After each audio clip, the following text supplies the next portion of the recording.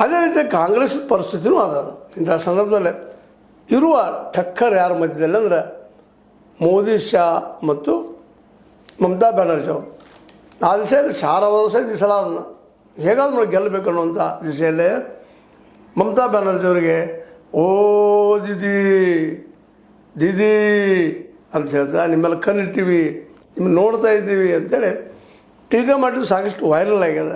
ಈ ರೀತಿ ಹಿಂದಿನ ಚುನಾವಣೆಯಲ್ಲಿ ಇದೇ ರೀತಿಯಾದಂತಹ ಒಂದು ಏನಪ್ಪ ಅಂತಂದ್ರೆ 2021 ನಡೆದಾಗ ಇದೇ ರೀತಿಯಾದಂಥ ದೀದಿ ಅಂತ ಟೀಕೆ ಮಾಡಿದ್ದಕ್ಕಾಗಿ ಅವತ್ತು ಮೋದಿಯವರು ಸೋತಿದ್ರೆ ಇಲ್ಲಿ ಗಮನಿಸಬೇಕಾಗಿದೆ. ಆದರೆ ಈ ರಿಸಲ್ಟೇನ ಈ ಸಲ ಮತ್ತೆ ರಿಪೀಟ್ ಆಗ್ತದೆ ಅಂತ ಹೇಳಕ್ಕೆ ಸಾಧ್ಯ ಇಲ್ಲ. ಆದರೂ ಈ ಒಂದು ಸಣ್ಣ ಮಾತು ಅಲ್ಲಿ ಬೆಂಗಾಲಿಗಳಿಗೆ ತಮ್ಮ ಬೆಂಗಾಲಿತನವನ್ನು ಎಬ್ಬಿಸ್ಬೋದು ಅನ್ನೋಂಥದ್ದು ವಿರೋಧ ಪಕ್ಷಗಳ ಅಭಿಪ್ರಾಯ.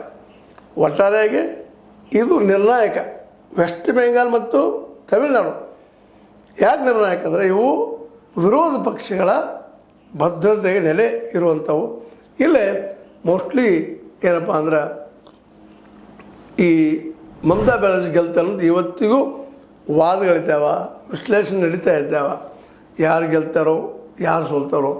ಆದರೆ ವೆಸ್ಟ್ ಬೆಂಗಾಲ್ ಮಾತ್ರ ಅಲ್ಲಿಯ ತನ್ನ ಗುಟ್ಟಿನ ದೇವ್ರಿಗೆ ಬಿಟ್ಟು ಕೊಟ್ಟಿಲ್ಲ ಅಂತ ಹೇಳಿದ್ರು ಸಹಿತ ವಿಶೇಷ ಒಲವ ಮಮತಾ ಬ್ಯಾನರ್ಜಿ ಮೇಲೆ